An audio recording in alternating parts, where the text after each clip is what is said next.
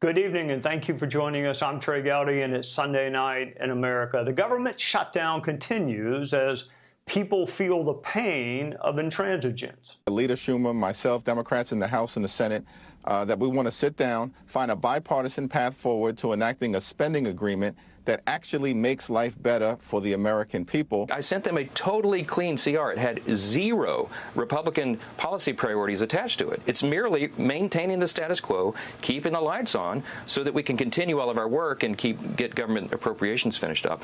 They denied that. Senate Majority Leader John Thune has offered Democrats a dozen off-ramps to end this shutdown. One would think paying soldiers, police officers, air traffic controllers, prosecutors would be bipartisan, but one would be mistaken. Only 3 Democrats voted to open government. Georgia Senator Jon Ossoff claims to be moderate in election years, but then he winds up voting with Elizabeth Warren and Chuck Schumer.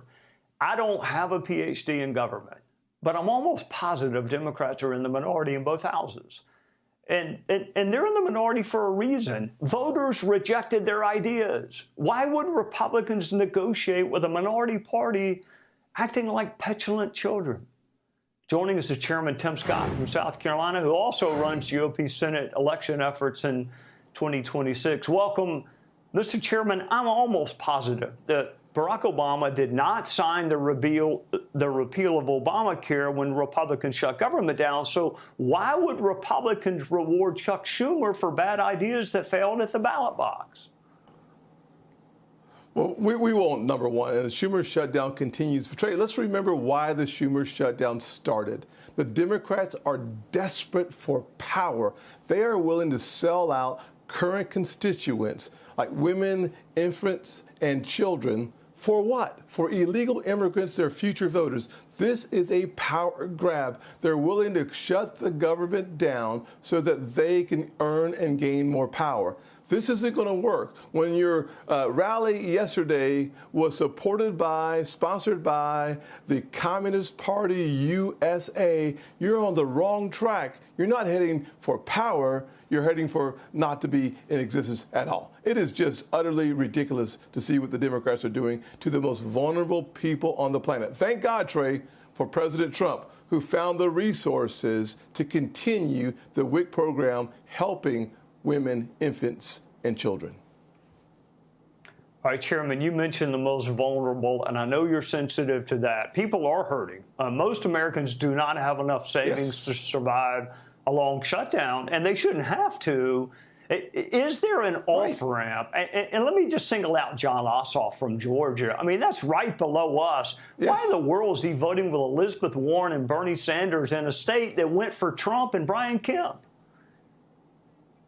You can't tell the difference between Jon Ossoff and AOC if you tried really hard. Their voting records are so similar. What we know without any question is Jon Ossoff is only a moderate on TV when running for re-election. The rest of the time, he votes like a liberal that allows for parades and rallies to be sponsored by the Communist USA Party and to say nothing. The best way to stop this shutdown from ever happening again, the best way to make sure the American dream continues to go forward is to elect more Republicans starting in Georgia. And then let's roll up the tapes and go to Michigan and New Hampshire. Let's make sure that Susan Collins in Maine is protected. And let's bring another Republican back to North Carolina. You can help us by going to defendthemajority.com. Right now, you can make a difference by supporting the Republican Party at defendthemajority.com and keep Jon Ossoff from being reelected. And let's bring some Republicans to Michigan and New Hampshire as well. All right, Chairman, let me switch gears with you. Virginia AG candidate Jay Jones is unfit for office. He called for capital murder, traumatizing children, urinating on graves. And now some GOP officials were exposed for using the N-word, comparing people of color to monkeys, laughing about the Holocaust, and belittling sexual assault. And what vexes me is I don't see why it's so hard for some to condemn both. I mean, both are outrageous and they're disqualifying. Yeah. Why is it so hard for some to condemn both?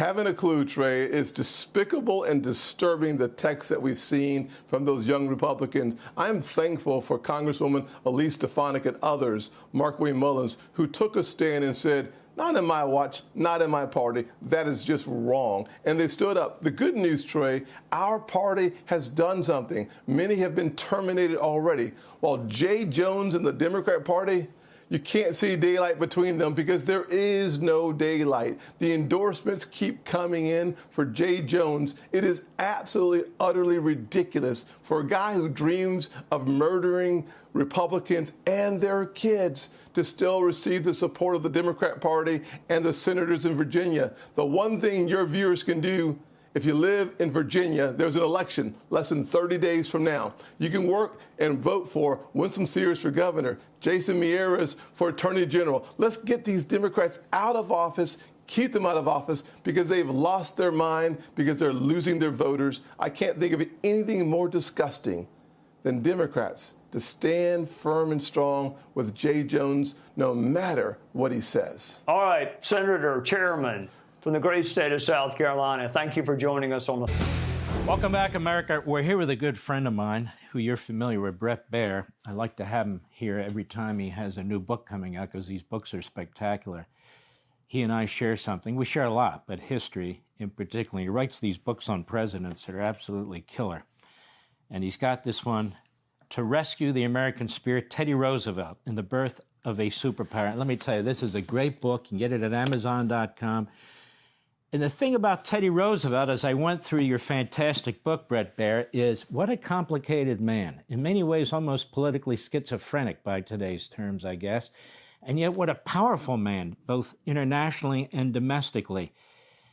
And one of the things right up front that you talk about is he issued over 1,000 executive orders. So, you know, people say, look at Donald Trump with his executive orders. This guy was spitting out executive orders left and right. How would you sum up this man's character and personality? Because it's pretty complicated. Yeah, Mark, thanks for having me on.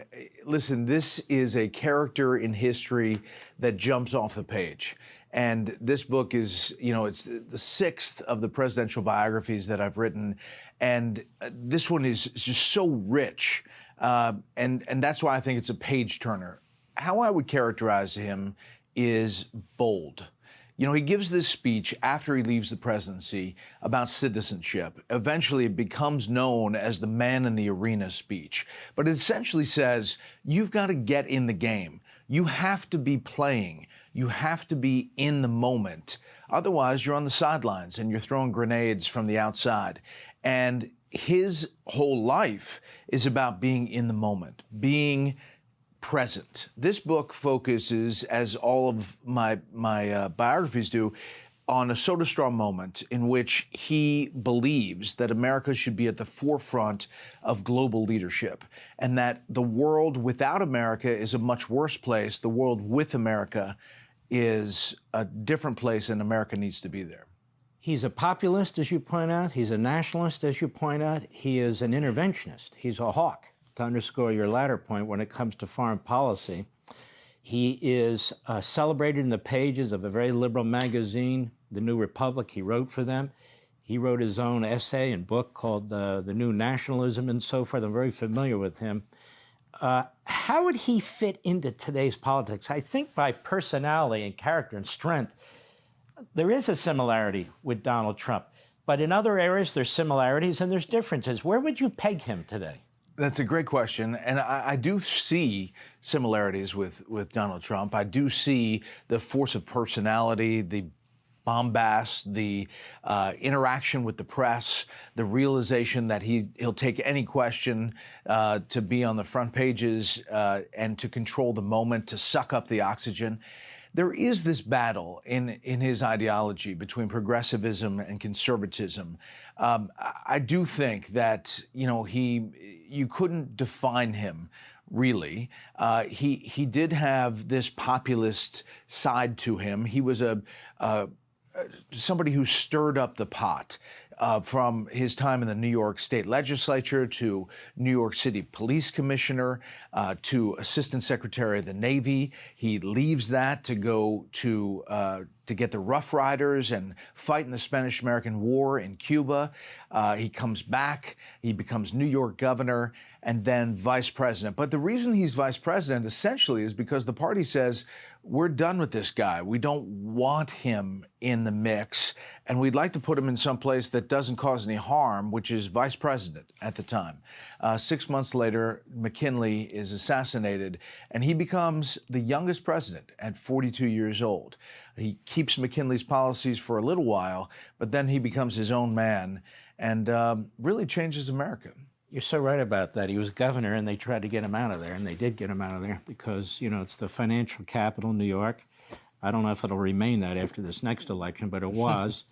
And as you know, he was a trust buster, and he was no friend of big business. In many ways, he was this progressive.